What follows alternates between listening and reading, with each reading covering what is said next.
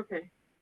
Hi, everyone. Thanks for joining us now or rejoining us for the second session of our May 10th version of Mayday, which is a joint session on research into practice with our friends from the OHCOW network from around the world. And this session is about survey use and challenges in Canada and beyond.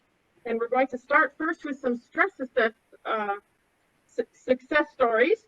And we have three presenters. And the first person with us is Piccinin, who's a registered physiotherapist from the Burlington Family Health Team.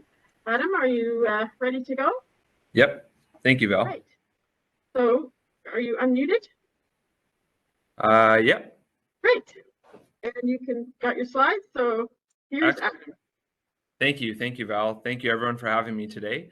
So as Val said, my name is Adam Piccinin. I'm a physiotherapist with the Burlington Family Health Team. So a little bit about me, just as a background. As I said, I'm a physio, and since joining the Burlington Family Health Team, I was asked to be a worker representative for the Joint Health and Safety Committee.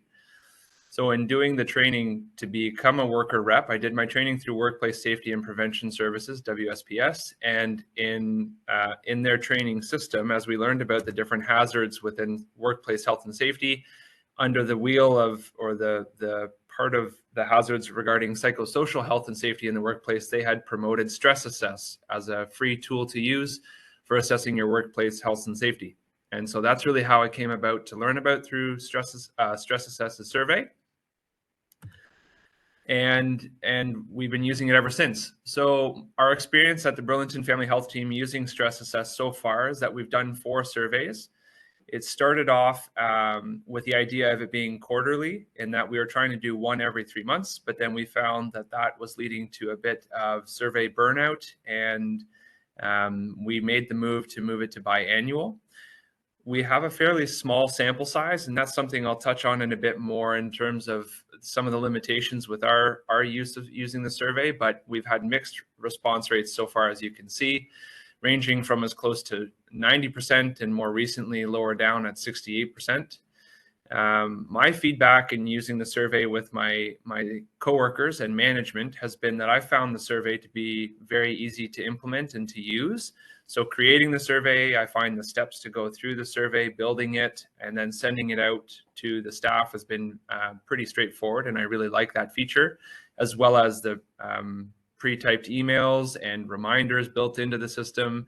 All of that I found to be very well designed.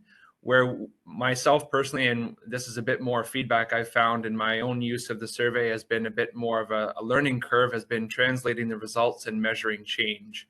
So what I mean by that is we've had an ongoing difficulty of trying to figure out how we can measure change with our survey results, and also being able to communicate those results to the staff. One of the things that's been helpful, and I remember talking to John about this, is John Oudyk is having the Canadian reference data. So actually the numerical data with some of the survey results, because that's some of the feedback we had from our staff was, our score might be better to the Canadian reference data, but what's the actual Canadian reference data with respect to that question? And so that's where having that has been helpful to give a little bit more in-depth detail. And that, again, might be due to our small sample size and just trying to pinpoint where some of the problems are. But when it comes to participant feedback from staff, they've found that the survey is very helpful and important. It's highlighted a lot of important aspects of worker psychosocial health and safety. So it captures a good range of questions and highlights a lot of concerns that they feel, the staff here at Burlington Family Health Team feel that it does ask a lot of very important questions.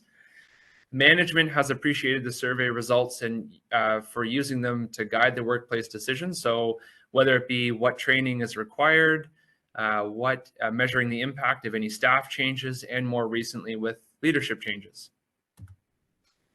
So far, the impact of using StressAssess at the Burlington Family Health Team has brought about some key changes. The first being that prior to using this survey, to my knowledge, there was no formal assessment of worker psychosocial health and safety. So I think the biggest step forward that we've taken, and that StressAssess has really helped us in, is bringing awareness to this vital piece of workplace health by asking these questions and are trying to identify where there's any problems in the workplace. So it's led to more reporting. An area that we're trying to develop is having an organizational baseline. And that's something that we're realizing may be difficult to achieve just because if there's staff changes or leadership changes and whatnot, that the survey results will naturally fluctuate. But that's something that's in progress. So we're trying to monitor and track change over time with any training that we do for workplace health and safety. More recently, it's going to provide a reference for the board of directors of the Burlington Family Health Team, as there will be a new executive director in the next few months. And so what the board of directors will want to see is if we can track change pre and post with respect to leadership change. And that'll be curious to see how that impacts our workplace. And finally, the area that we're hoping to see improvement in the future is improved worker well-being and psychosocial health and safety. As I said, this has been a great tool to help identify problems in our workplace, but being able to measure that change over time has been difficult because trying to pin down some of the problems and knowing how to act on them going forwards is the next step. And that might be beyond the survey, but it has been a helpful tool so far. And I know some of the limitations in our workplace is that we have a fairly small sample size, and there's some of the limitations there, but we found it to be pretty helpful so far. So all in all, we're very appreciative to have this survey, and that's our experience so far. Any questions?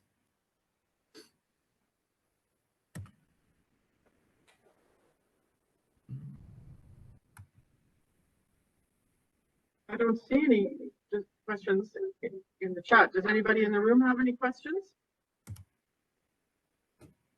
We really appreciate you taking the time in the midst of your workday to come and share what a success story Oh, it's my pleasure.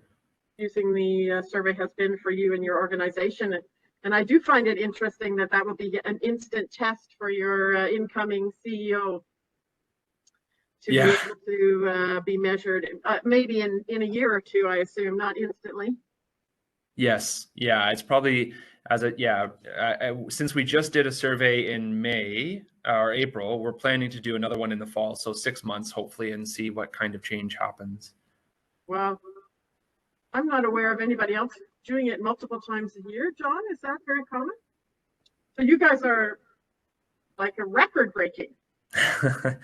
Maybe, yeah, that's also something to consider too, is maybe how often we're doing it. But I see a question here. How do you prioritize what to implement change based on the survey results? Do you also do stakeholder sessions? I'm going to assume stakeholders is the board of directors.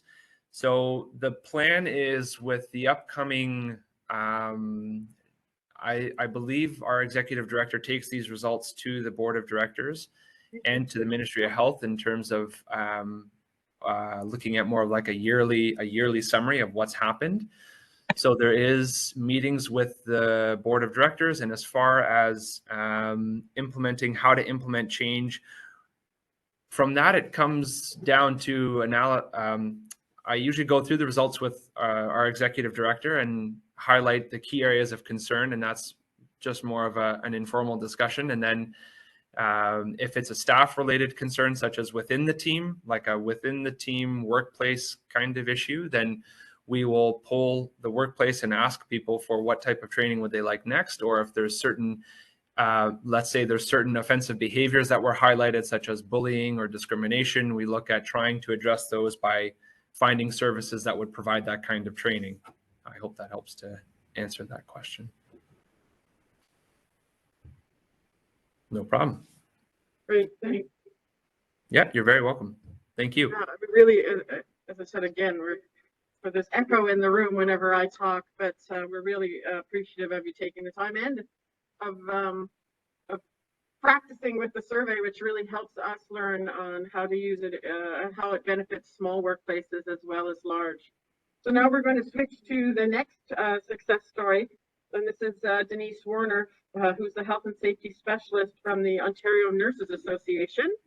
And I'm just going to share her, confused in my display right now. Going to figure out how I'm sharing. Why can't I share this? Share this window.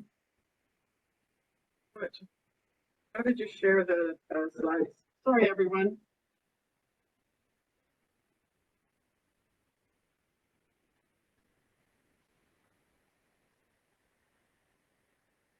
Okay, there. Perfect. Okay, so you're sharing, and we need to do it from the. You can't actually see the slide. Oh, we got to go to our phone. We want to do it. Sorry, I'm driving for you, and I'm not a very good driver. There you go. And if you can, like, say,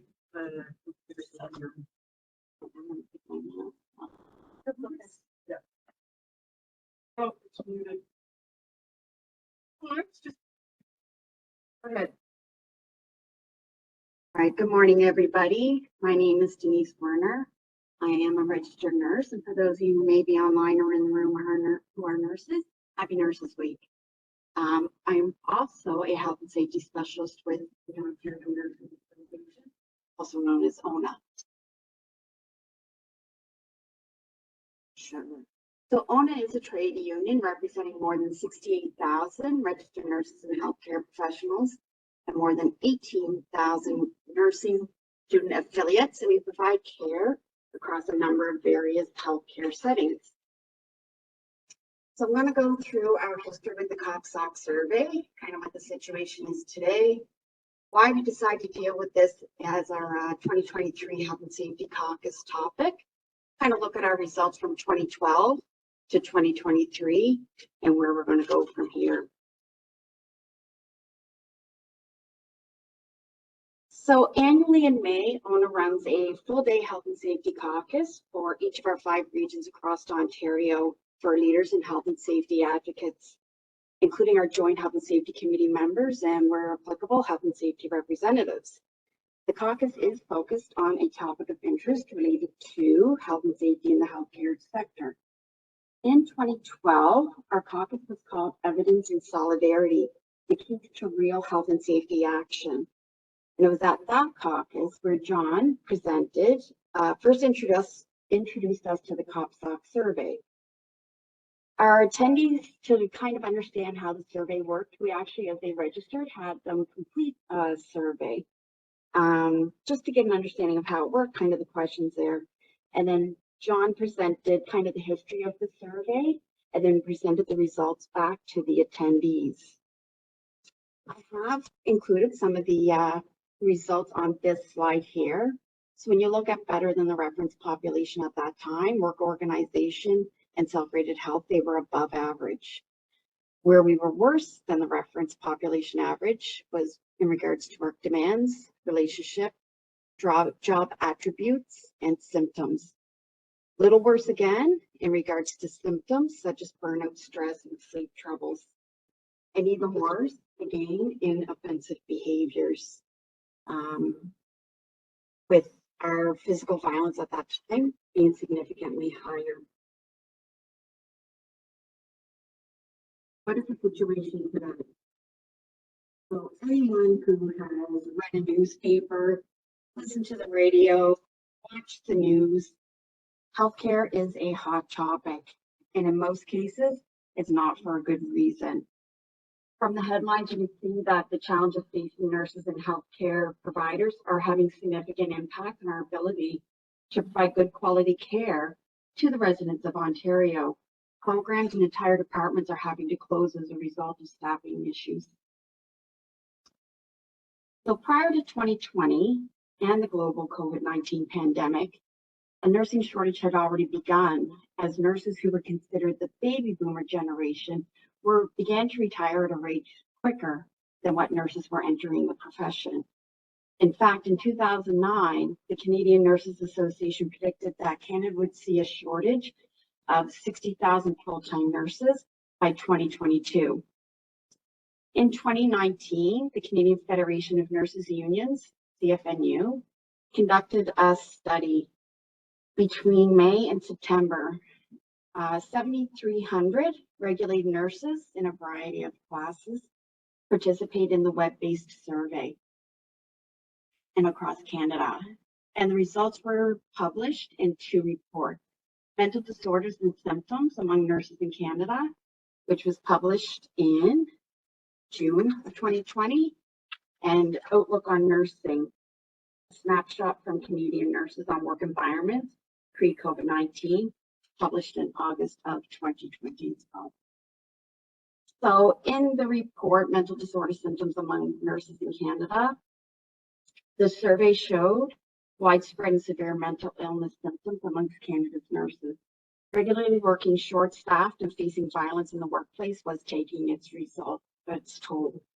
And we saw nurses screening positive in all of these categories for major depressive disorder, generalized anxiety disorder, clinical burnout, and post-traumatic stress disorder. During the pandemic, Registered Nurses Association of Ontario also conducted a study with the focus of looking at what the situation was at that point. So between May and July of 2021, which was during Ontario's 3rd wave, the RNAO distributed a detailed survey to members across Canada. 5,200 nurses responded. The majority of those were nurses in Ontario, RNs in Ontario. And the findings of that report was published in the article called Nursing Through Crisis, and that was released in May of 2022. And very much like the CFNU study prior to the pandemic, again, it showed significant percentage of nurses across Canada and all sectors and domains have experienced severe or extremely severe levels of depression, anxiety, and stress. Higher percentages amongst the frontline workers than those who worked in hospitals. We also saw that burnout was significantly high and surprisingly amongst respondents in the age of 26 to 30 years of age, and then violence was a contributing factor to that. In January 2022, the CFNU put out a report. It was called Canada's Nursing Shortage at a Glance. And again, it predicted that in 2018, it was predicted that Canada would be short over 117,000 nurses by 2030. Statistics Canada in 2021 estimated that 32,000 regulated healthcare nursing positions were vacant, with nearly half of those vacancies being open for 90 days or more. The 2021 RNAO study revealed that 4.5% of nurses in Ontario plan to retire now or immediately after the pandemic, and 13% of nurses aged 26 to 35 were very likely to leave the profession once the pandemic dies down. But we'll be clear, the COVID-19 pandemic only exacerbated a nursing shortage that was already in the works for decades.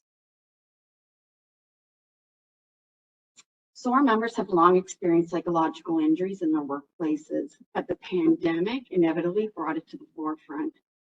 The studies and reports from both CFNU and RNAO provided the evidence of this. The CFNU study did identify that the 3 most frequent trauma exposures were physical assault, death of an individual after extraordinary efforts were made to save their life, and caring for someone who reminded you of friends and family. Unfortunately, these workplace hazards were frequent in healthcare and became regular exposures in Ontario hospitals during the various waves of the pandemic. Another factor, though, that came to light with the pandemic was the fear of being safe at work.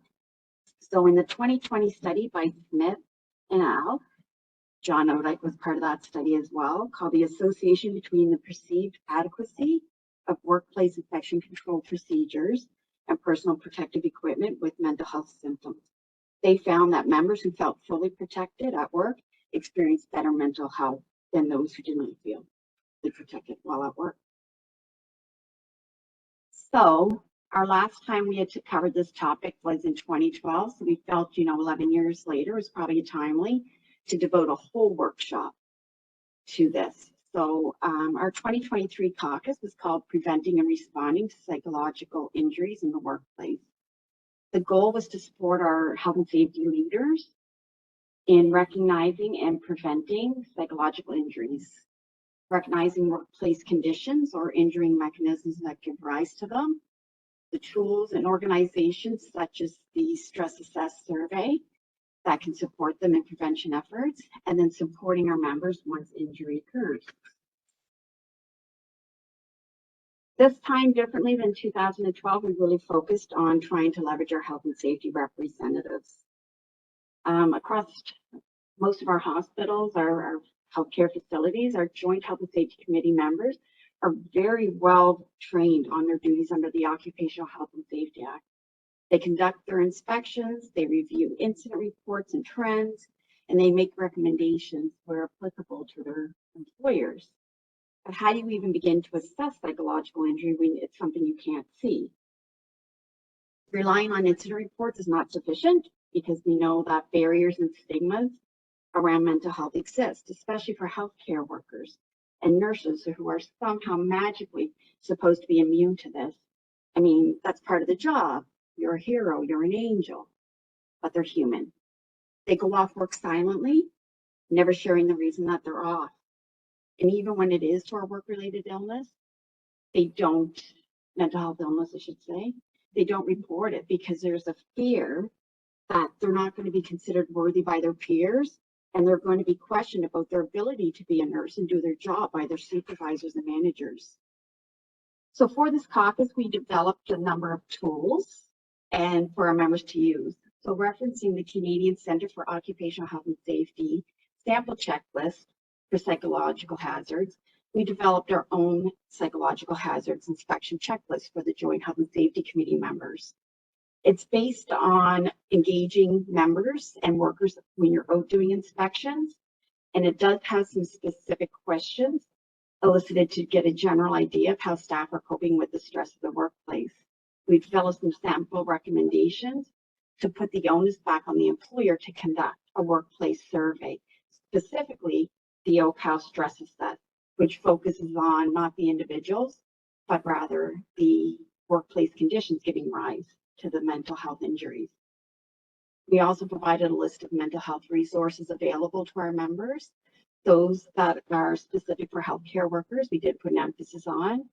And as well, when our members are needing support to come back to work after a mental health illness, we have developed a return to work checklist for both those members and our representatives.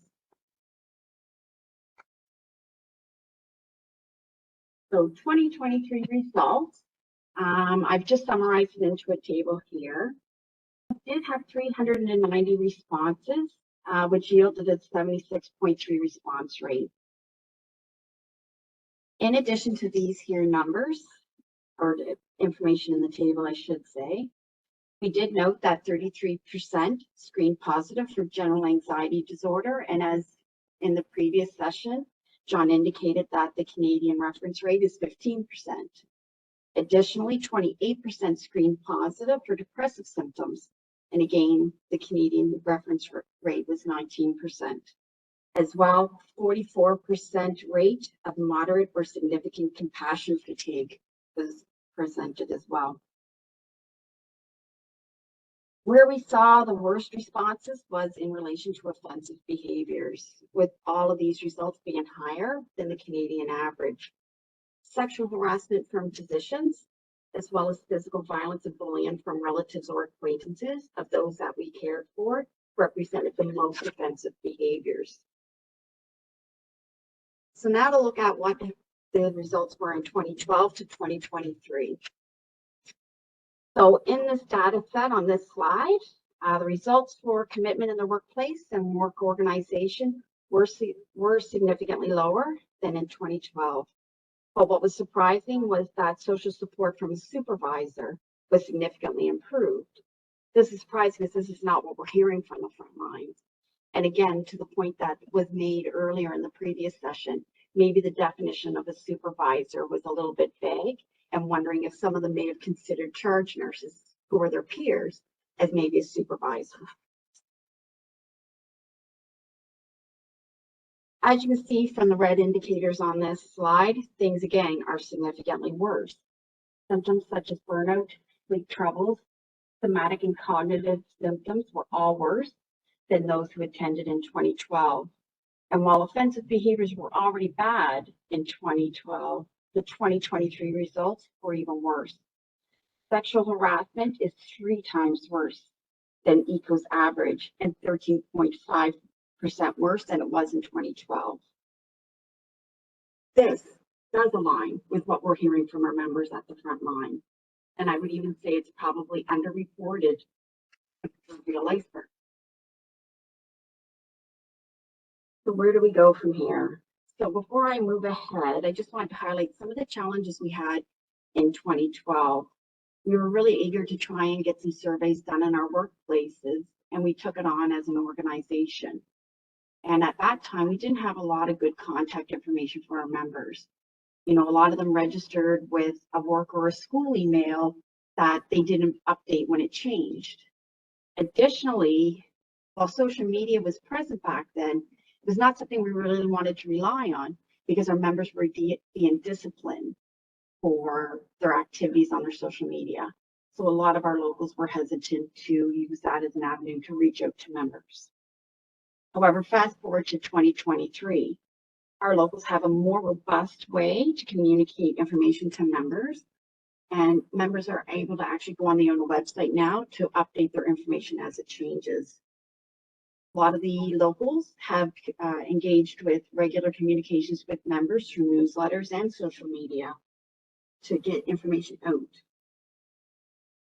With psychological health and well-being at the forefront of many of our members, as well as the staff who support our leaders, having the tools that we've developed at the caucus and some of our employers who are actually now committed to improving psychological health in the workplace, we're hoping that we can engage employers to address the workplace hazard of psychological injury through the Joint Health and Safety Committee process.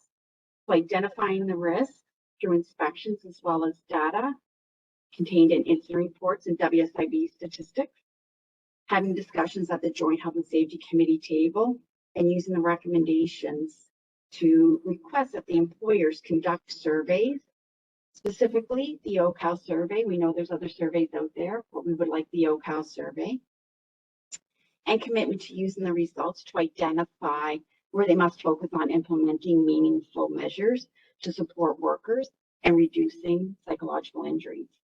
In the future, we also plan to develop a tip sheet because we know not all our members will be avoiding psychological or able to get away from it. So when they do have to submit a claim for workers' compensation to the WSIB, we do plan to develop a tip sheet.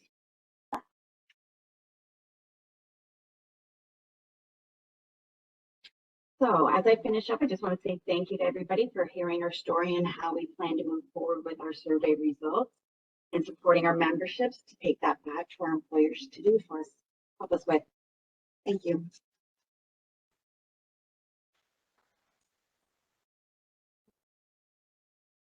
Thanks so much, Denise. It's fascinating actually to have that bracket, as so much has happened in the healthcare field as well as the world, but that there's similarities and differences over 11 years. Does anybody in the room have any questions?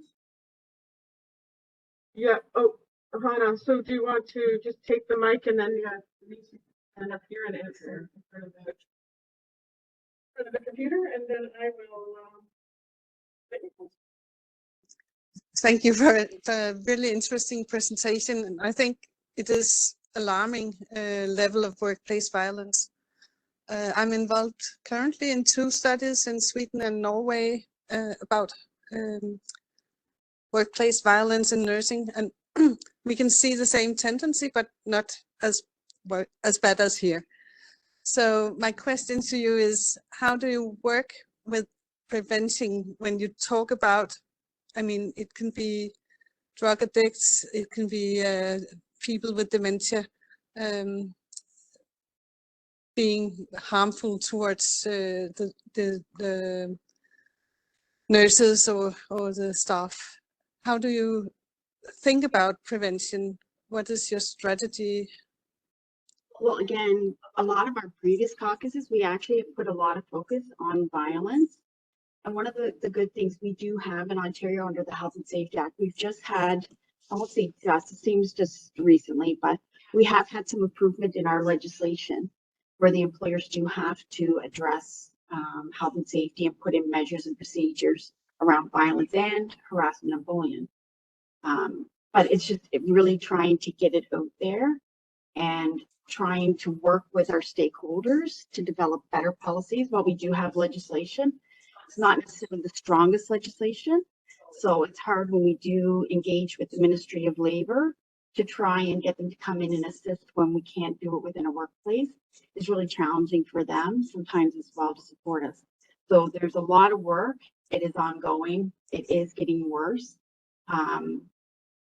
If you've got a suggestion, we're well open to it, but it is definitely certainly an issue. And again, we've done a number of caucuses. Our focus is on engaging our members of their rights under the Act, under the health and safety legislation, and providing that support to them when their employers are failing to put the proper measures in place for it. I don't know a lot about that one, John, yeah. But when you talk about policies and things, is it like you're educating to de-escalating situations, or is it more about transferal of patients from one department to another and information and communication systems, or in more practical terms? Yeah, well, employers have their own, and again, under the health and safety legislation, they're required to have a policy in place. Each individual employer will have their own health and safety policy. What's very unique, though, is not all of our workplaces are in a hospital or a long-term care facility. We have to consider those workers that are out in the community and those that don't have a traditional workplace. So it's up to the employers to put a health and safety policy in place and make sure that workers are educated on it and aware of their rights and the expectations under that policy, especially around reporting. So I think another thing we need to focus on too is, again, that stigma. So many nurses are told that's part of the job. Violence is part of the job. So there's where you even get, that failure to report as well. So again, it's a big issue. It's something that we tackle. It's been the subject of many of our health and safety caucuses to get that education out to our leaders that are on the front line and to try and support them, like I said, when there are violations or when there's horrible incidents that happen, to try and support them. But interestingly enough, you had mentioned about patients with dementia and addictions. A lot of the violence has come from the visitors, their loved ones, as well as their family members, right? So it's again, it's coming so many different ways at our frontline workers. We see the same in the Swedish material, and we also see that a lot of the things going on and the conflicts arise from the quality of care. So when you can't live up to waiting list guarantees, if you don't have resources to actually perform well in the job, then the strong relatives get aggressive. Yeah, absolutely.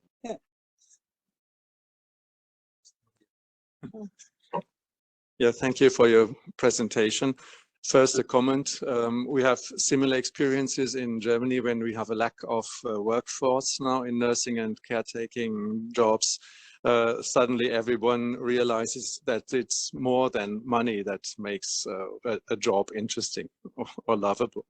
And to the increasing rate of sexual harassment, my question is, what are your explanations? Because I myself, in our company, we have a module on sexual harassment now, but we developed it only after the Me Too movement. And I think maybe there is a difference before and after this movement, because the awareness may be a different one. And the companies now say, well, that's quite interesting, let's ask for it after Me Too. Before Me Too, they were not interested in it. It was not a topic to ask for. There was not the same interest in it. Maybe that's an explanation, because the increasing rate is really high. It's a high increase in your numbers. Great points. Just a very short comment. If you are interested in trends in sexual harassment, I know that they in Denmark have asked for this in many waves of their monitoring study. So you can go to the National Institute of Occupational Health in Copenhagen and ask and see if they can see some trends. Yes, thank you. Wait, John? I don't know if you remember my slide, but the overall tendency is actually to go down. So the nursing is opposite the general trend. Yeah, and it's interesting because it's not a profession that even has a work at home option, right? During the pandemic, when everyone was staying at home, they were the ones that were on the roads heading into work in droves because that was where the need was. So another next. Yeah. Another question? Oh, yeah. Oh, Tony. We'll have one more question and then maybe we'll move on. And then we'll see if we have time at the end. Maybe you're here till the 1 o'clock. Hey, Denise, can you, I thought it was really interesting, the return to work checklist you mentioned as one of the controls or solutions on this journey of yours. Can you like just elaborate? Is that something that's given to supervisors? Like what, just a little bit more detail on what that return to work checklist was and if it's being used and if it's showing some beneficial results? So it was just developed for the Health and Safety Caucus, and we've only done 1 of our 5.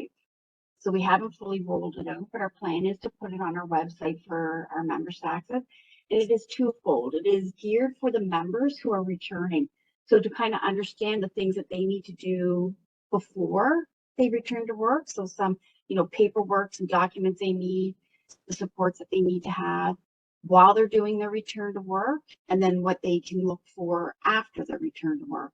But it's also for our representatives that are sitting at the table with them. So the union representatives that are there with them, supporting them, the checklist as well for them to prompt them to help those members remember what some of the things are that they should have. So it's not geared necessarily for management. They've got their own policies and expectations. This is for just to prepare our members when they are returning, because it's very overwhelming. For sure. You're dealing with the mental health. Returning to work can exacerbate it or it's a very stressful time. So our purpose was just to provide them a resource so that they knew what to kind of expect and things that they should have. And even documenting during the return to work, we do encourage them to document if they're not having good days, like keep a diary, stuff like that. So it's just little reminders for them as well as they work through that process and hopefully have a successful full return to work. Awesome. Thank you. Thank you. Thanks, everybody. Thank you, Denise. I really appreciate the time and sharing your stories. It's a big issue. Sure. I guess John, you're in the midst of helping support that, I guess, is going on this week. So, okay, more stories to tell, even maybe next year, as you work through it with your caucus. Okay, we're going to switch gears now to Kathy Martin, and I need to stop sharing, or you can just take over sharing. Kathy, you got your slides? Yeah, I'm fine, thank you. I'll go ahead. And, so Kathy's joining us from IHSA to talk about their use of StressAssess. They're a partner of Health and Safety Association in Ontario. And Kathy is the coordinator of research, stakeholder, and public relations, and a mental health and wellness specialist. And your slides are good? Yeah, can you see my slides all right? Yep, it's good. All right. Okay, well, thank you for having me and thank you for the invitation. So IHSA is a health and safety organization here in Ontario, and our primary audience is, I'll just advance screens here, our primary stakeholders that we service are within the construction, transportation, and utility sectors. And this is just a quick slide just to show that we actually get all of our funding actually from WSIB. So we're not funded necessarily by the government. We're funded by the employers. We're funded by those who pay into our WSIB, which is our Ontario insurance for workplaces. And then they distributed the money then off to us, and then he delivers services to our sectors. We started our journey back in 2016 with the StressAssess survey. It was predated my time here at IHSA, and I'll get into that in a minute. But some of the impetus for the IHSA to engage in this was there was a change of leadership, and the leadership really wanted to get a sense on what's really happening with the organization, and came in as someone who I think was already passionate about this topic, wanting to get a good sense, not just on the physical safety side of things, which IHSA, being a health and safety organization, was actually quite good at, but wanted to broaden that into the psychosocial risk factors. So we also, at that time, were trying to achieve our own recognition by adopting CORE, which, for those of you who don't know what CORE is, it is a national occupational health and safety management system that is often used within the construction field, in particular across Canada, and other organizations as well, but in particular the construction. You know, again, lots of different reasons for doing this, but our Joint Health and Safety Committee back in 2016 decided to take the benchmark, and that was really important for us. And now it's really about that continuous improvement, right? So, you know, instead of just taking one survey, we've been trying to build as we move along. So, as I mentioned, 2016 was the benchmark. They ended up doing the survey again in 2017 to really start honing in on some of the key priorities and looking at if they've made a little bit of shift from the benchmark. And then 2020 was like, how are they doing? Then it was ironic. They did the survey in January 2020, and then the pandemic hit soon after that. So in 2022, we really wanted to see how was the pandemic impacting things. And then I'll talk in a little bit more, but in 2023, we actually presented with our senior leadership 32 recommendations that came out of the survey. And I wouldn't say just the 2022 survey. It came out of looking back at all of the surveys and how things were moving. And our next survey is planned for 2024. So in all of the surveys, we reached our confidence level of over 80% for all of the staff. Now, IHSA is a medium-sized organization. We have approximately 180 workers and management in our staff. So we're in that, you know, I'd say a small, medium-sized business. And in the 2016 and 17 surveys, what they did was they created a working group of staff and management, so that joint working committee, to look at the surveys and develop some recommendations. And two main things came out of that was the workplace violence and harassment. There were some issues and concerns there, and there was also some concerns around physical safety from a psychological perspective. So people working alone, you know, and wanting to feel a little more safe. So we did some improvements, as you can see there on the screen. And after doing the survey for those first 2 years, they decided they needed to put a committee together to really lead this into the future. So they created a workplace mental health committee. And that committee then was the driver of the 2020 survey. And they did notice that there were some marked improvements, which was great over a very short period of time. We're talking 4 years in most of the psychosocial risk factors within the whole organization. So that was a real positive, a real win. And then the pandemic hit, as with all of us, right? So pandemic hit kind of put a halt to a lot of the work that was being done, I think, at the committee level and driving those changes. All hands went on deck. As you can imagine, Health and Safety Association in Ontario around the pandemic time, it was all about COVID. So the Joint Health and Safety Committee and a special specific pandemic working group really worked to establish, you know, the protocols in Canada or in Ontario for our sector, and really making sure that people were feeling safe at work physically, because again, as I mentioned earlier, we knew that that was a concern around physical safety and feeling psychologically safe by having the physical protections. And we see that in other industries as well. So that was the impetus and the real focus in 2021. Now, 2022, we did do a survey back in February, and we did include some of the additional COVID questions. Now, I won't go through this slide at all, but what was really interesting, I think, for us in 2022 was we were able to go back and have some comparison. We weren't at benchmark year, right? We weren't at year 2. We had actually 4 years of surveys. So we were able to kind of glance back and see the improvements. And the first 4 lines there, you'll see those are the 4 years. And so as you can see, we went kind of from a lot of red and a little orange there, up to, I'd say 2020 was a little bit better year. We slipped a little bit in 2022 in some areas, but we have made some improvement. But what was really interesting for us was to look at the different departments, who was struggling the most. So this is just a snapshot from our 2022 survey. And we realized that although the organization was improving, we still had some real hot spots.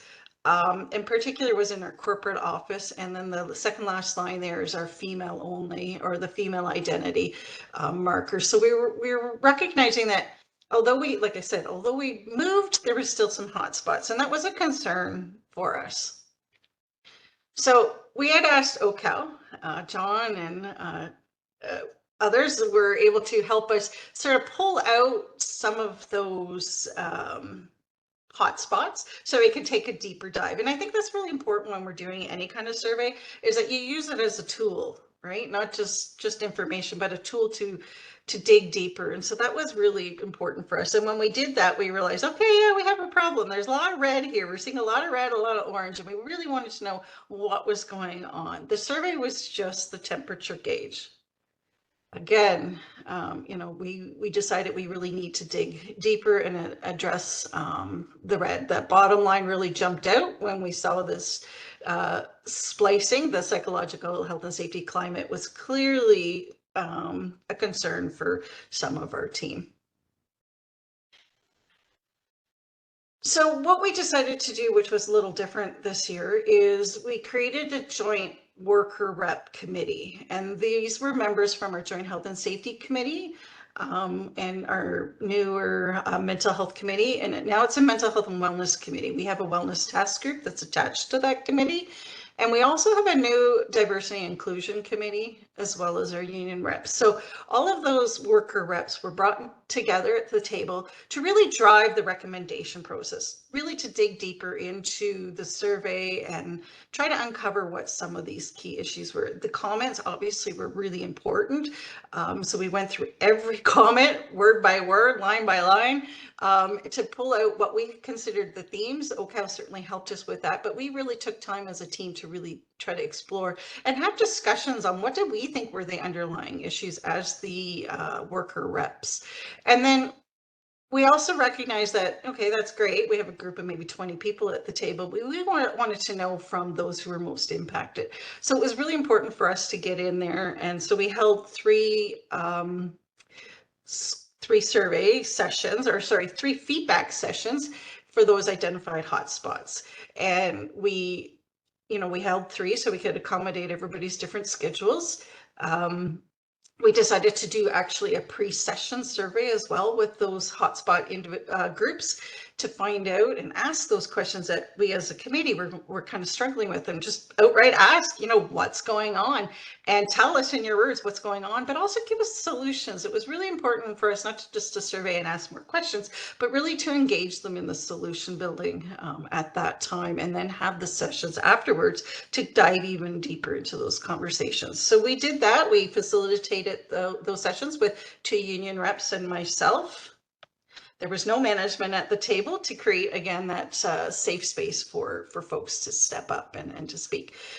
And another thing that we really worked on this year as well, since 2022, it was really looking at that communication strategy. So often organizations, right, you do a survey and that's the last you hear of it, right? Until you do the next survey. We didn't want that to happen at IHSA. We really wanted to keep people up to date, because one of the things was clear in our comments was communication was a struggle and was a problematic area. So it made sense that we do our best to be transparent and be very communicative throughout this process. So we held a town hall, which was volunteer for people to attend.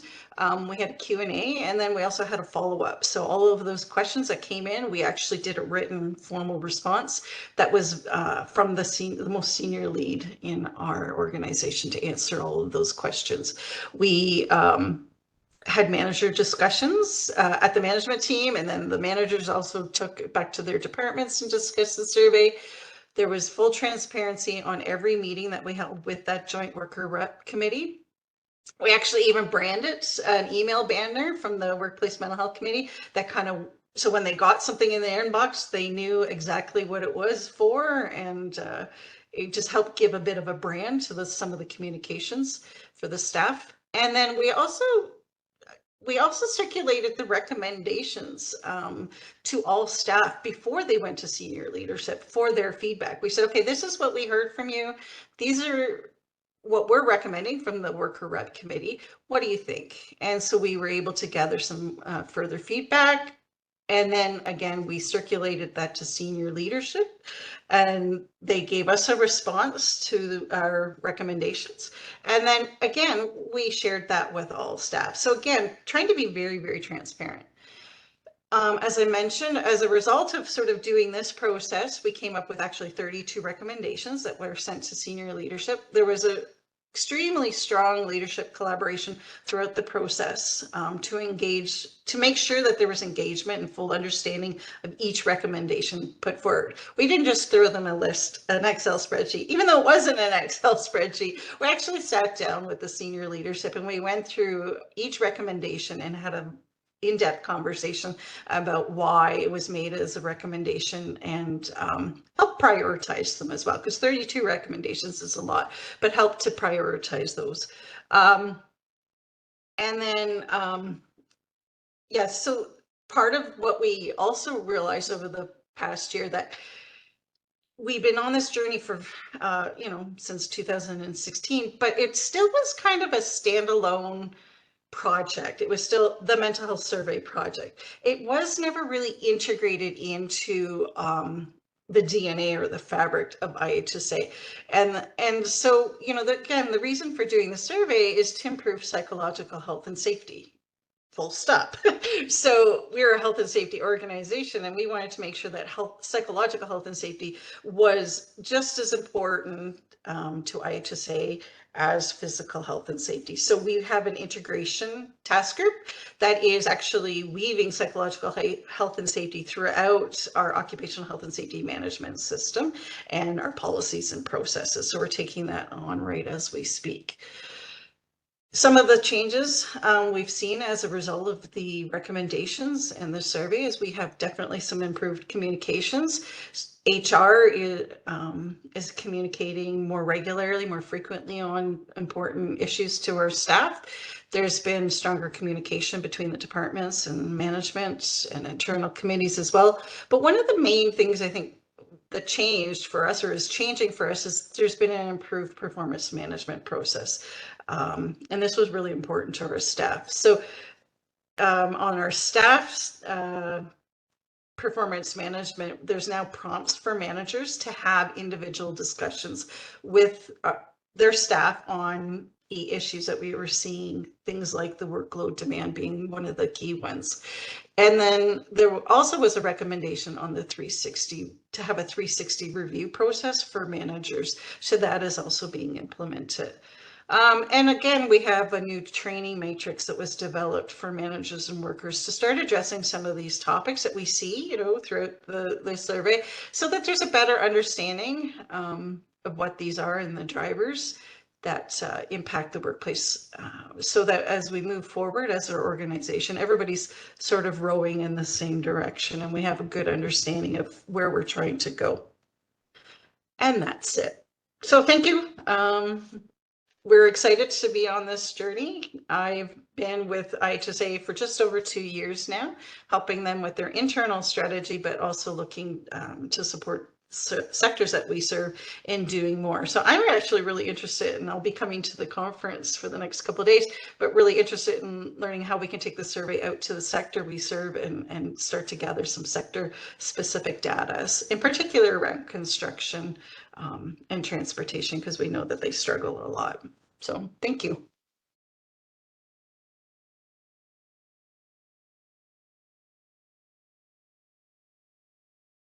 Thanks a lot, Kathy. I'll just turn the echo off in the room.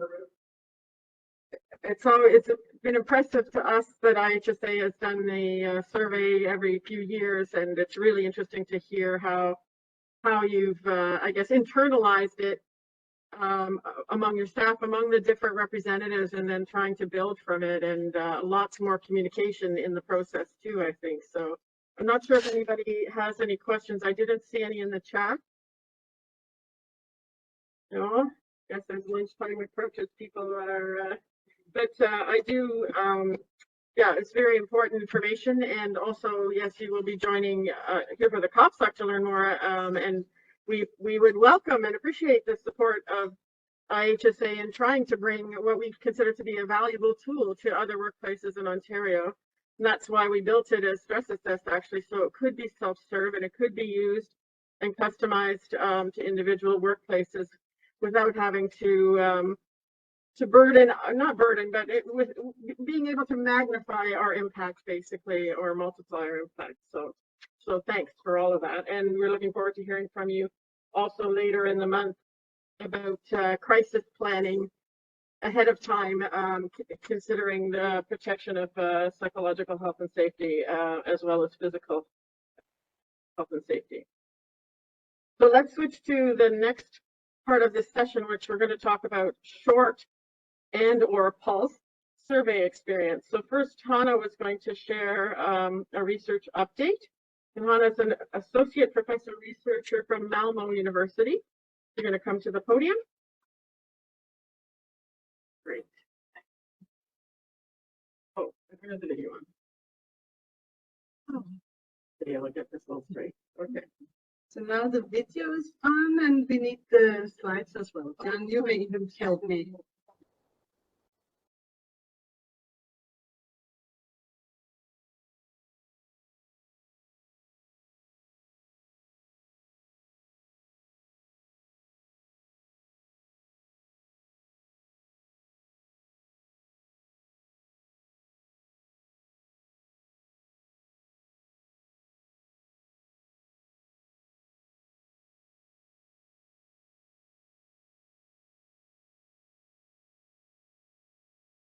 Yes, thank you very much. It's nice to be here and also to share some reflections about these pulse surveys. It will be a very brief update today about what is pulse surveys and what are some of the things we need to be aware of. But we will probe deeper into it tomorrow. Let's see if I can change my slide. Maybe. Yeah, it worked. What is pulse surveys? Well, it is defined as short, quick surveys that are sent out to employees on a regular basis, for example, with the intention of providing a pulse check. During recent years, I think we have all seen that we are measuring more and more. How many of you have pulse measurement watches, smartwatches? The technology is changing these years and it provides new opportunities for measuring. And one of the trends we have seen, maybe it's not that new, but it is that a lot of companies want very short surveys, but surveys with a brief or short interval. So it can be, for example, every week, every month, and to take the measure of the climate at the workplace. Some of the keywords we have here is about how frequent do we send out these surveys. As I said, it could be weekly, monthly, biannually. It can be about the length of them. Sometimes it's like 5 questions. Other times people are sending out 20 questions. The focus, I think it started with engagement surveys from HR departments. It started out with job satisfaction surveys. In Sweden right now, the tendency and the commercials around this is on the work environment agenda, the psychosocial work environment. It can be different how flexible this is. Sometimes they send out the same questions over and over again. Other times it is more like different questions from time to time, different questions depending on what your development project is. And the intention is that you should have in this second information to act upon. That is the intention behind this. I'm currently running a research project where I'm in the data collection phase, and this is, I will take up here, is more about what is going on in the research literature right now about this topic. Is it this quick fix we all want? I think we all know this problem of the companies measuring, sending out surveys, and maybe it is more or less a risk assessment, but not so much risk management. So what should we be aware of based on the research in the field right now? Well, I think there are some pitfalls, potential pitfalls in the process about transparency, because you may not have the same kind of process when you are doing this every week as when you have it once a year. So the process will differ quite a lot. One of the potential advantages is also related to the process, because if senior management has a high commitment for this, or if HR departments have a high commitment, then you can also have a process where you have maybe a better ownership to implement changes. But this about anonymity or following up can be problematic according to the literature. In these days in Europe, we have the GDPR, the General Data Protection legislation, and there are some issues about, depending on what kind of storage you have, if you are actually living up to the legislation about how you should secure data, cybersecurity, things like that, and who owns the data, for example, when people are leaving the company. Finally, I think there are some methodological issues, of which I will mention a few here. Can we really rely on the measurement? I think, John, you took up the very good one-item question, like the general health question. And that is a reliable one-item question. But in many cases, these questions are not what we would call, from a research perspective, a good enough measurement, so we have validity and reliability that we can trust the results. There can be problems that you have running over the year. So you have maybe one respondent replying in the spring, another one will reply to the same question during autumn. A lot of measurement issues that we need to be aware of. So in the literature, it is questioned whether we actually can rely on that it is possible to follow in real time, like, you know, like if you take the pulse, and here you can really have real time, but this is more complex, and it is complex to think that we could have this in real time. And there's, in general, rather little knowledge. This is more or less my own comment about when to intervene. You know that in the Kapstock measurement, we have this 5 to 10 points change. But what is it if we don't have a full scale measurement? And if one person is changing, when is the measurement changing? How long time do you follow up on?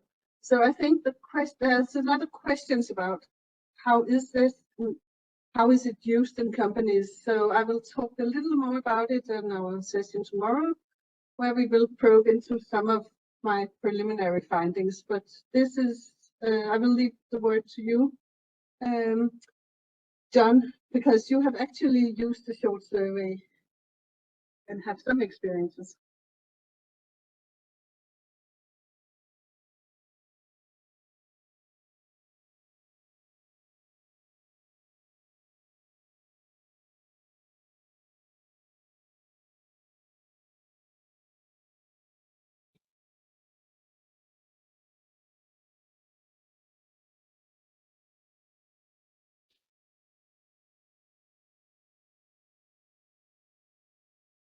I just want to say thanks, Hanne. Sorry, I didn't have my finger on the microphone, so thanks very much for sharing. And we're looking forward to the results of your further research. Maybe we'll invite you back another time.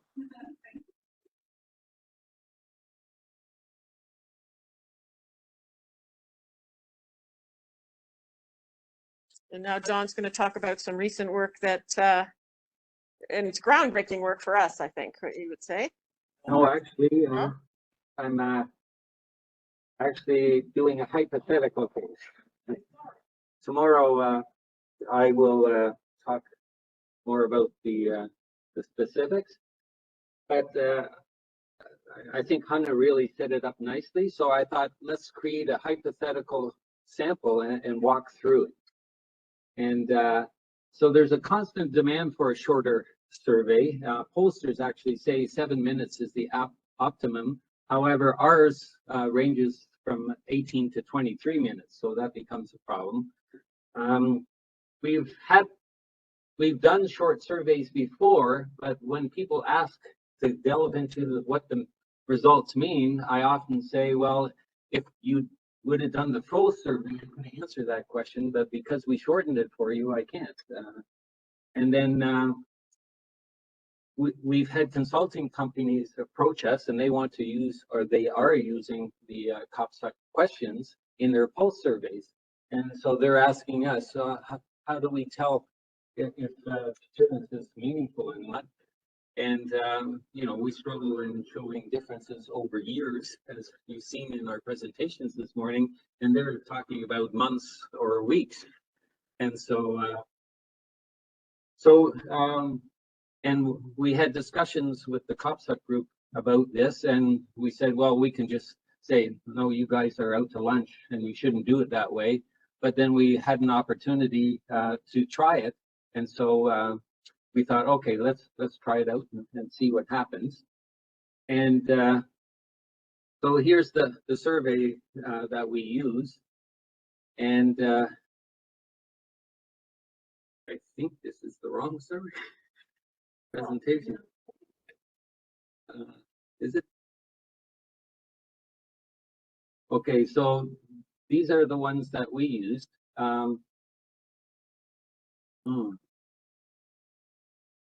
Okay, yeah, good. I'm on the right one.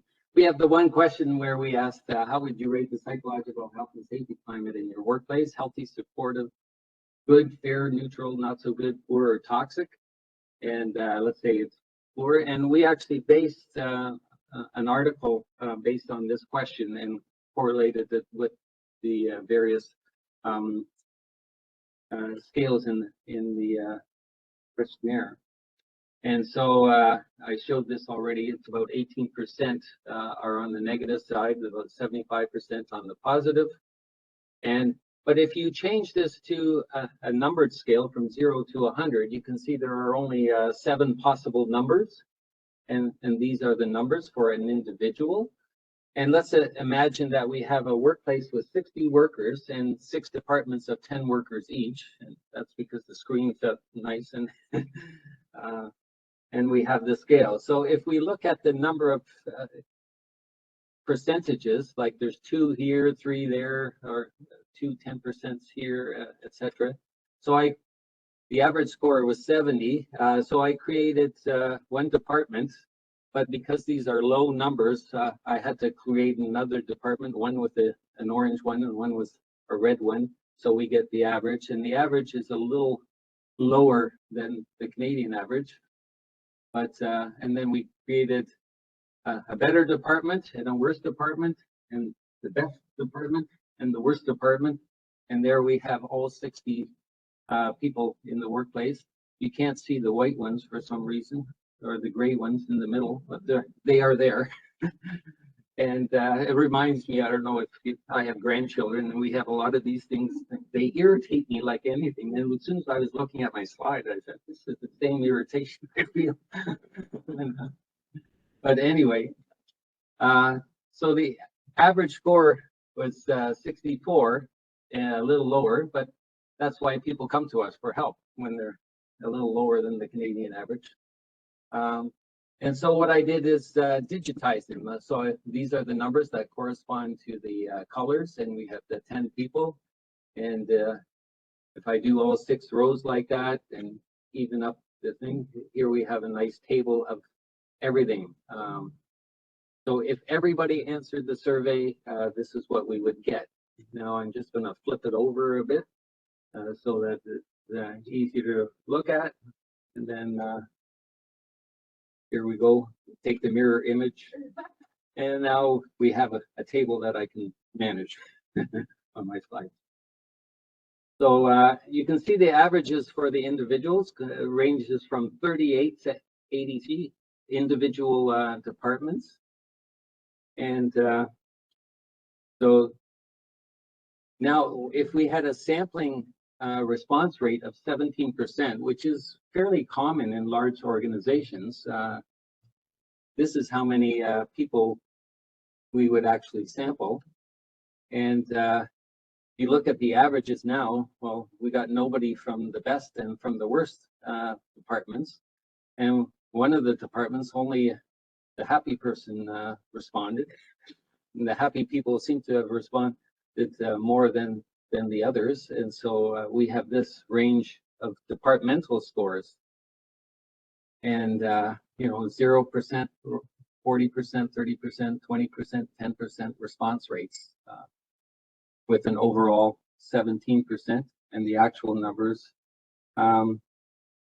Here, this one, by chance, is actually quite close to the actual number. But the others are quite far off. So if you want to figure out what I did is I created a random function and made this table and highlighted the ones that were less than 0.2 or first 16% and colored them in, and that's how I got this table. Now let's look at a 35% response rate. So now we have all the departments here, and we have numbers going from 94 and a low of 46. And the overall average is 60. And you can see there is, now it's this department that is closer to its actual average, but the other 5 are not. At a 62% response rate, the COPSUC guidelines often say if you don't have more than 60% response rate, it means you haven't got the engagement that you need for the process. So on the departmental level, though, we have anywhere from 30 to 80%. So it's quite a range. And when we compare it to the actuals, we now have a good estimate for 2 of the departments, but even with 60% for the departments, we don't have a very accurate estimate. 80% response rate, this is the target we suggest to people. And here it ranges from 60% to 100% on the departmental level. And here we still have 3. Both or all 3 are under 80% themselves, being significantly or meaningfully different from the. And if you watch the scores over the 17%, 35%, 62, and 80% response rates, you can see how it fluctuates. This one quite severely, and the others up and down. And so if I summarize all this, this department, we're doing pretty good most of the time. However, this department, we're not. And again, we have the 3 departments that we, even with 80% response rate, this line here, we still have 3 departments where we don't really have a true picture of what's going on. And looking at the overall response rate and how the different departments changed over time, you can see the range. And if we look back here at the 80% response rate and see that we're still doing pretty good, but again, 3 of the departments, we don't really have an accurate picture. So the other issue that we have is lumping and splitting. If we lump all the departments together, we get a better response rate overall. However, what if we took the best group and the worst group and lumped them together? What would we find? Well, the average is 61, whereas the one group actually has 83 and the other has 38. And this is the problem of you don't really see the strengths and you don't really see the weaknesses when you lump these together. I forgot to fill that in. Maybe somebody knows, is it Peterson on the minimal important difference?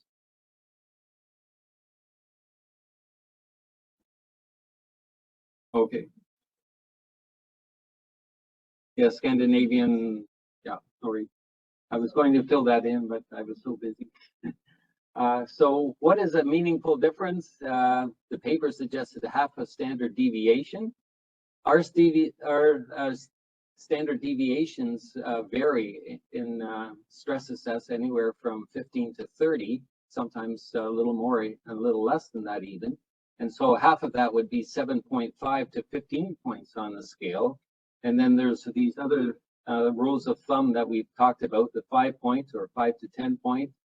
And I think Matthias has a 3 point, that's when it's possible, and 7 point before it's definite.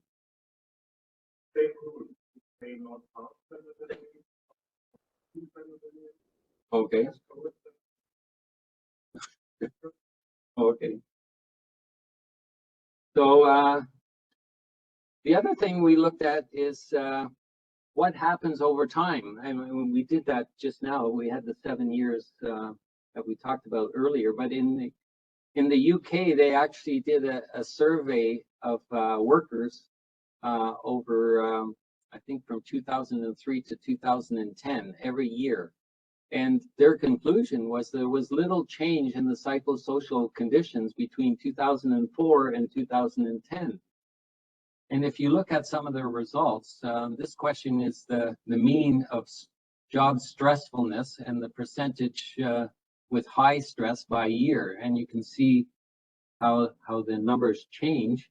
And this was the financial crisis. So you see a little bit of a blip here, but over time, it seems to not be much difference over 7 years.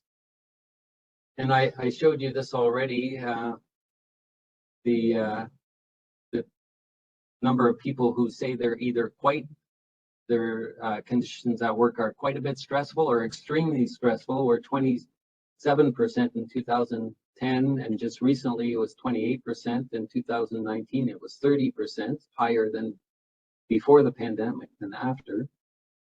And here are the matched people, the same people who did the 2016 and 2019 surveys. And here we had over 600 who had filled out both of them. And you can see the differences are not very great. And here again, we see job insecurity going down significantly, but for the rest, the differences aren't. Vicarious offensive behaviors also went down. But for the rest, there was not much difference in these 30 scales over 3 years in the same people.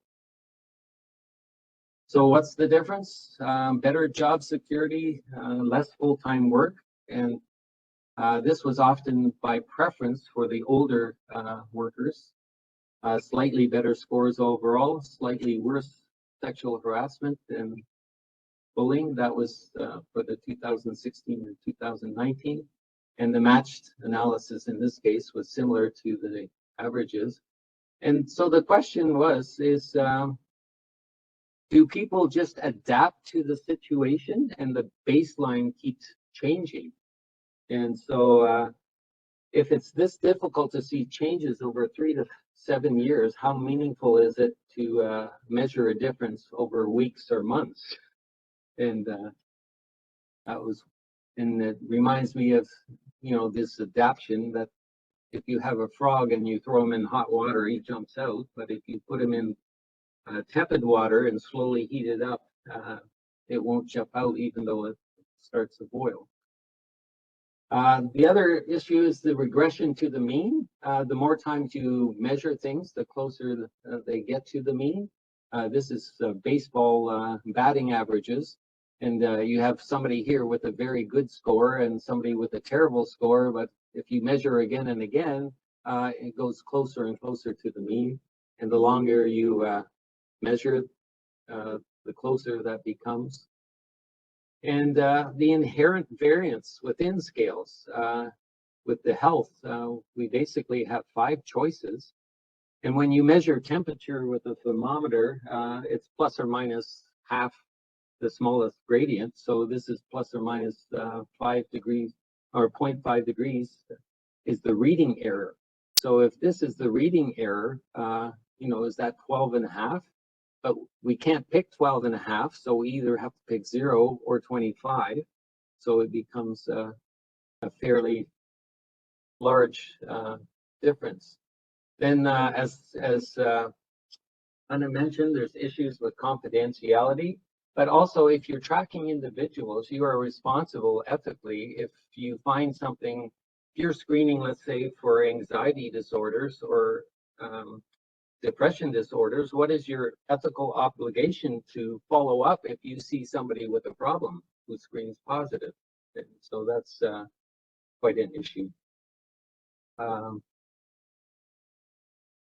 Then there's the Hanne mentioned this too, Mondays or Fridays, or nice weather, bad weather, seasonal differences, organizational changes and upheavals, personnel changes, changes in relationships, both inside and outside the workplace, the political, economic milieu.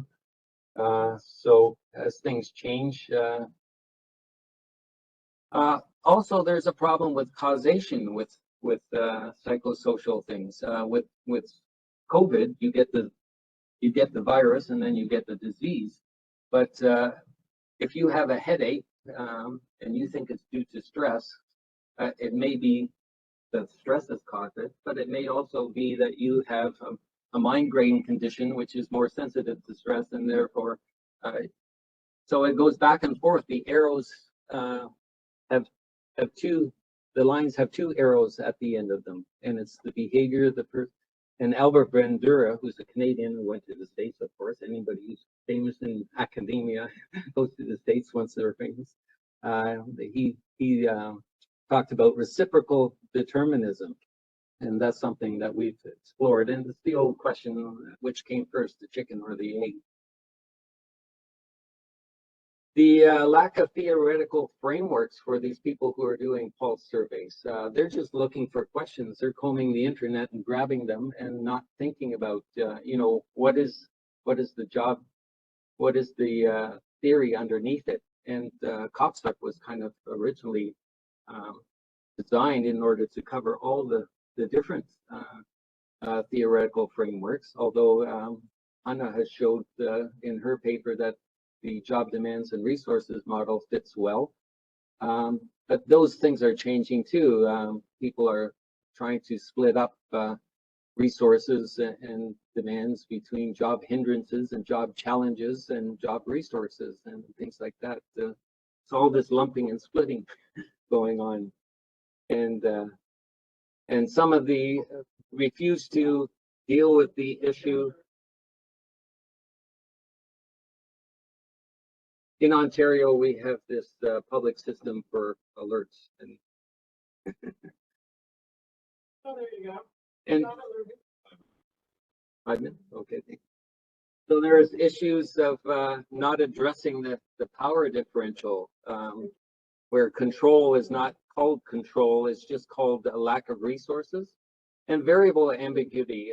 We've noticed in using the COPSEC that sometimes emotional demands is a mixture both of you're exposed to emotional demands in your work, but also emotional demands come with a lot of emotions and symptoms, and same with role conflicts and work-life conflicts, and there could be a reverse causation with this. And then the lack of worker engagements. I know we'll probably talk about this again, but often these surveys are conducted on behalf of HR departments who just wants to get a feel for where the organization is at and doesn't want to fully engage with the representatives of this. You know, they just want to take a pulse and they don't want to be obligated to be responsible to somebody else about that. So doing a survey and not responding to the results will likely make things worse than if you never did the survey at all. And many consultants know the mechanics of doing surveys. They've got algorithms and they got programs and things like that. And it's the dog wagging the tail often, rather than understanding what the results mean. And even if they do, there's no guarantee that they can communicate this well in the workplace so that they understand it correctly. And also for consultants, will there be a financial influence to design the product so that the person who's paying is more pleased with it? So what about tracking the biology of stress? Hanne mentioned the Fitbits and things like that. So there are many what we call allostatic measurements. Cortisol is a famous one where you take a blood sample and things like that. The one I want to focus on just for a second, for a bit of the story here, is heart rate variability. And this is not just your heart rate, but how your heart rate changes. If you are relaxed, your heart rate has high variability because there are two systems in your body controlling your heart rate. And but when you're under stress, one takes over from the other and your heart rate becomes very regular. And so I found this app that was able to do that. And you put your finger over the camera, and you have to hold it there for 2 minutes, which is quite difficult.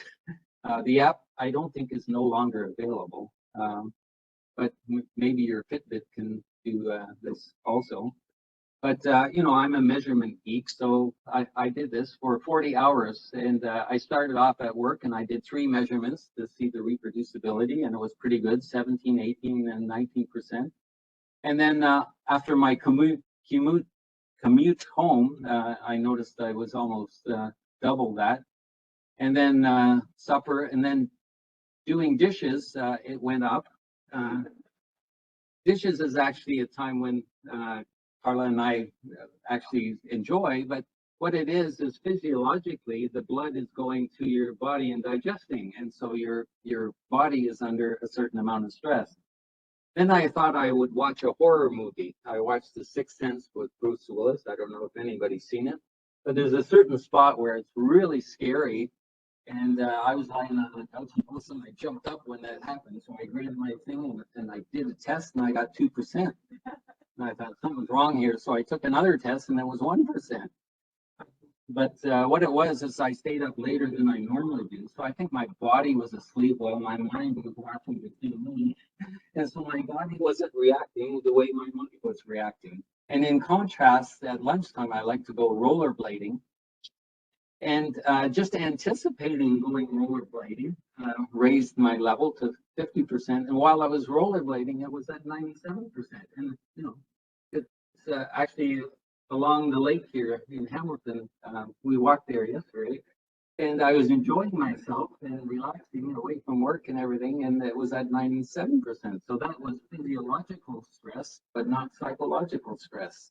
And I won't bore you with some of the others, but the point is that these allostatic measurements sometimes correlate with psychological stress, but sometimes do not. They correlate with physiological stress. So in summary, just quickly, there's issues of face validity. If you're going to measure things, what you measure and what you not measure.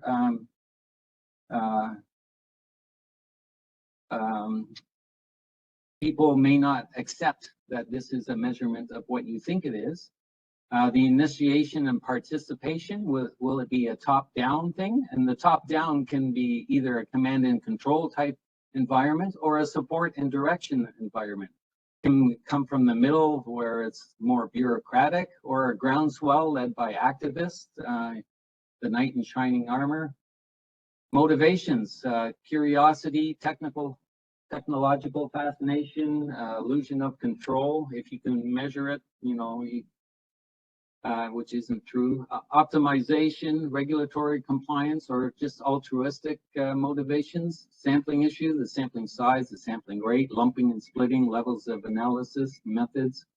Whether or not we have a theoretical framework that helps us interpret the results. The interpretation, the follow-up, and some of the ethical issues. So that's my summary of some of the issues, kind of in a theoretical and hypothetical method. And I think I'm. Yep, there's a question.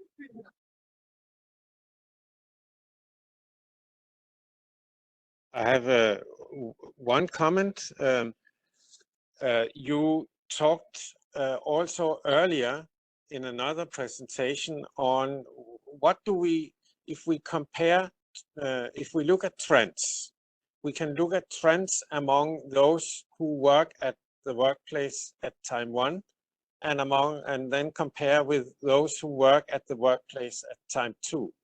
But you can also look at those who both work at the workplace at time 1 and 2. And I would think that it is, I think you should not consider only to look at the survivors, so to say, because in dynamic labor markets like the US labor market, the Canadian labor market, the British and the Danish, there we have around 1/5 or 1/4 of people who work at the workplace who have a seniority lower than 1 year. In France and Germany, this percentage is much lower. But in dynamic labor markets, it would not be representative of the actual working conditions only to look at survivors, because there is a great inflow of new people whose working conditions should be really considered and not forgotten. So I think that looking at survivors could only serve a purpose for very special analysis. For the general analysis of trends, you should in fact look at also those who are just there for a shorter period of time. Maybe they are even the most interesting workers. Yeah. Well, we saw that this morning when you compared those with less than 1 year in the workplace and those, you know, who had 30 more years. And that's when I mentioned the survivor effect also. But now imagine in the pulse survey, how would you apply that principle to a workplace if they're not tracking individuals? And plus they're getting lousy response rates. I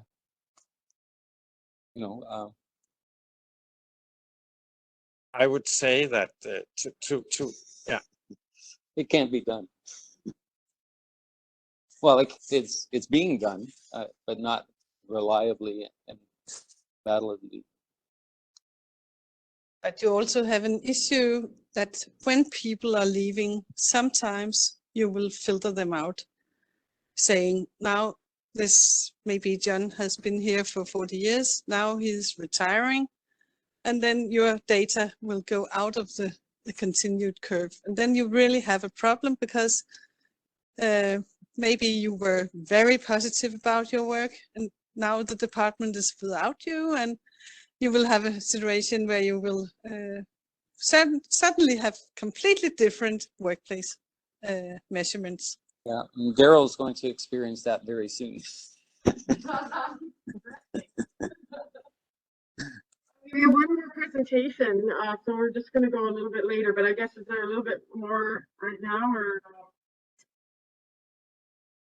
we have Jeff Thompson here. He's the occupational health nurse from the Manitoba Federation of Labor Occupational Health Center, and I'm going to, oh, this one has the same problem as last time in terms of being able to share this. There, here we go. No,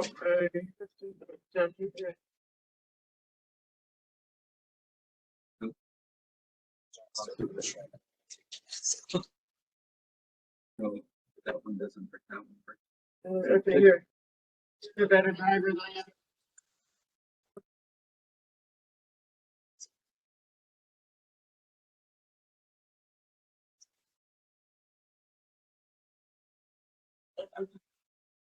There's the clicker. Clicker or arrow? Okay. Are you okay? Yeah. So, No problem. Just My presentation is very different than John. I am not a researcher, but I'm the one, so I can relate to the need for the need for numbers. numbers. Very important. So my name is Geoffrey. I'm an occupational health nurse by background, actually in public health. I'm from the States originally. Transplant moved to Winnipeg. So for those of you in Canada, Manitoba is the next province over and west. Very big population, about 1.4 million. Winnipeg, the capital, largest city, about 800,000. Very diverse. We're the only prairie province with beaches in terms of we're on the Hudson Bay, got Churchill up to the north, and we have polar bears. At any rate, I'm just going to tell you kind of my experience as an OHN and what I've done trying to get to the starting line. I am not an expert with assessment, so I'm here to talk about how to kind of till the earth a bit before you get to the starting point of an assessment or a survey. I liked what I've heard so far this morning, the one slide you had on engagement.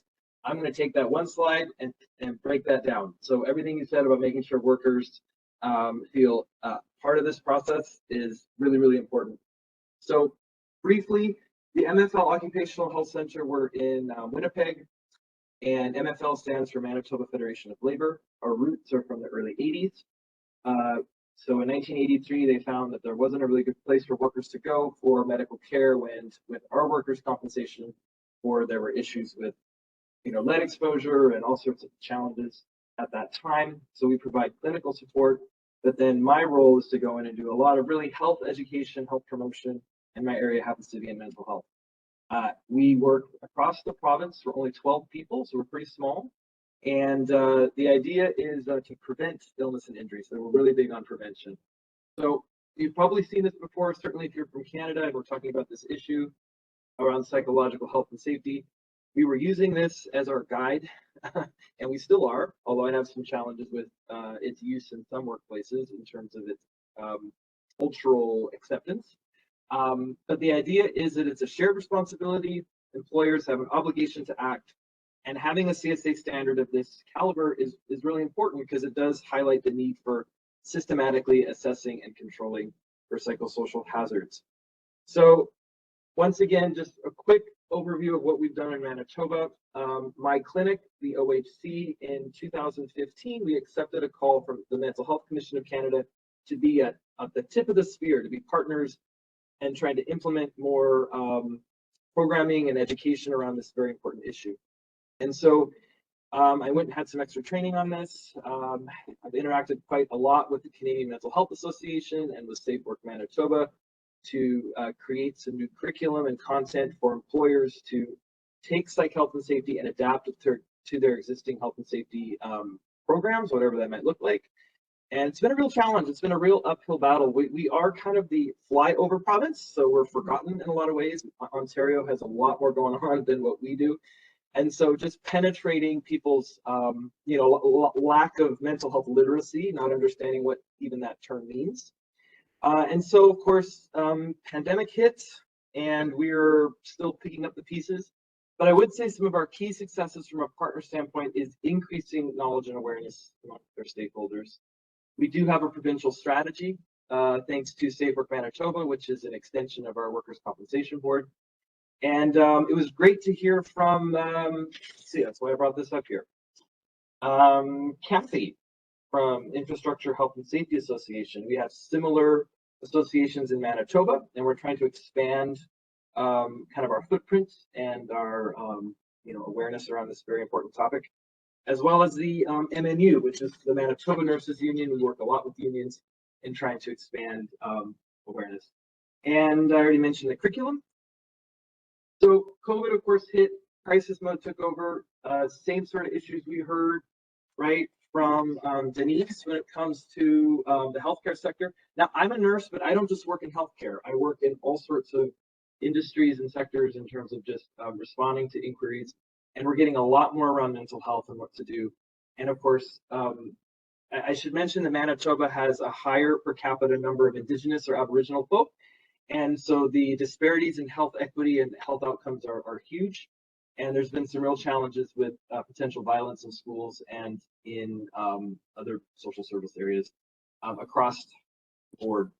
And yeah, so we've kind of reverted back a bit to some more basic worker rights. But I want to just highlight some of our gaps and challenges. And that is the concern of taking psych health and safety training and just turning it into another kind of training. We've heard a bit this morning about HR departments taking this on. In Manitoba, there's been some real challenges with HR and occupational health and safety not really talking to each other. And so we want to kind of increase some of that crossover. And there are people who are putting out their picket signs, so to speak, and saying, we're contractors, we're consultants in this area. And sometimes there's some challenges around quality. And I'm doing work with Indigenous governed agencies, a daycare center, for example, and I would not come in with the CSA standard or even one of these survey tools to say, hey, do this.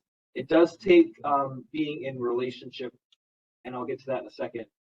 But right now in Manitoba, we're kind of still stuck in this health promotion and education first gear and trying to get up into level 2, which I would think would be really good kind of assessment. So part of my reason for being here this week is to take some of these great ideas and go back to where I come from and do some implementing.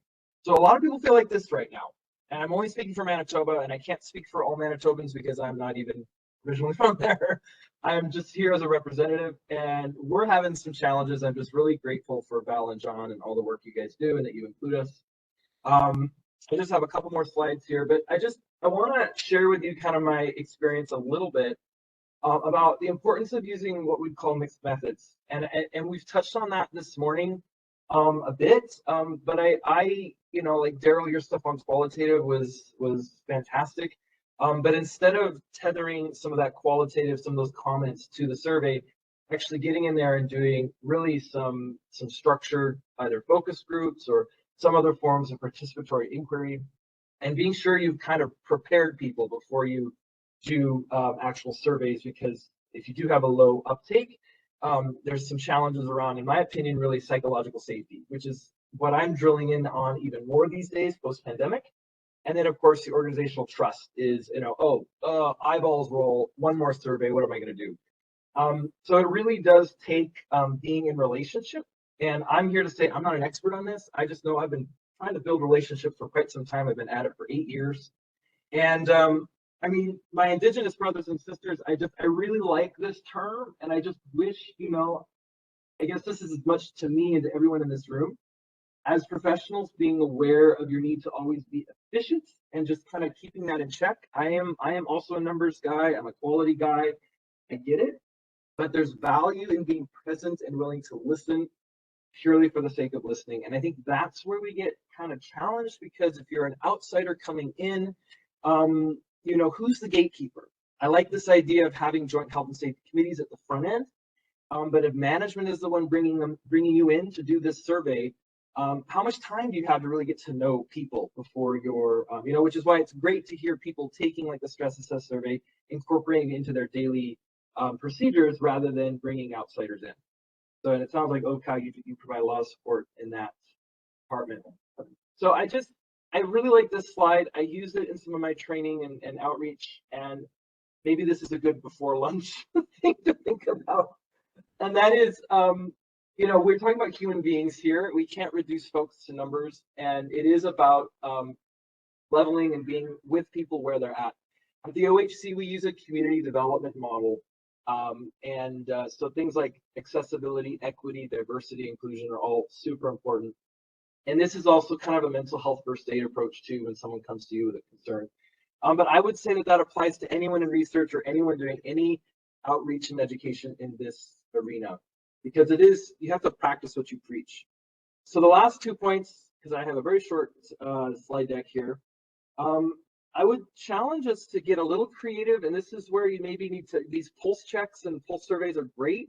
I think some of the challenges, like you were talking about, John, with it being not acted upon, you can act on it and flip the script and use, you know, appreciative inquiry or assets and strengths. I like the term positive deviance. Has anyone heard that before? Public health term having to do with if you provide a program or an implementation and you see two otherwise very similar cohorts of people, all these variables are controlled, but you're seeing a difference, like the mom and babe, for whatever reasons, taking this little bit of income and she's changing it. She's doing something that the family across the street isn't doing. So there are people in every workplace who are doing good things. It's just, how do they stand up and be like, hey, do they have enough psychological safety to do that? So the risk we run, I feel, in my opinion, and once again, this is all anecdotal. I don't have numbers to back it up, just my lived experience. Surveys are part of the package, but they can't be the end all, because if they are, you're going to miss, you know, real opportunities to engage, and people can be threatened by that if you don't have a good organizational trust to begin with. And not to get into the weeds, but organizational trust is different than personal trust. If I know you as a person, even if you're a supervisor or a coworker, I can level with you, I can make eye contact. It's hard during the pandemic. But organizational trust is very different, because people experience whatever brand differently. They read about their employer in the news. They hear about things in different ways. And so that can be hard to bridge if you've got a real mixed message in terms of that aspect. So finally, consider how your interventions interface with accessibility, equity, and diversity. And that includes neurodiversity. We heard a little bit, like, I'm sorry, I forgot your name already, about the agriculture workers. We work with migrants as well in at the OHC, and understanding that it's a privilege to be at a computer desk and be able to answer a survey quickly. So I think, you know, we need to go where the people are. And so anyway, I just wanted to share that. I guess it's a little bit of a pick me up. I'm not here to discourage any of the great work that's happening in this room. I'm here to learn, because I don't know enough about assessment. I want to be able to come back, take some of these tools.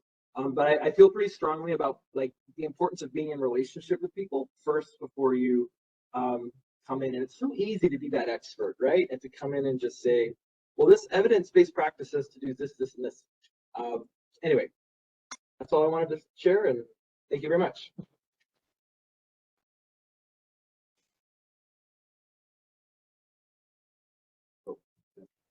That's okay.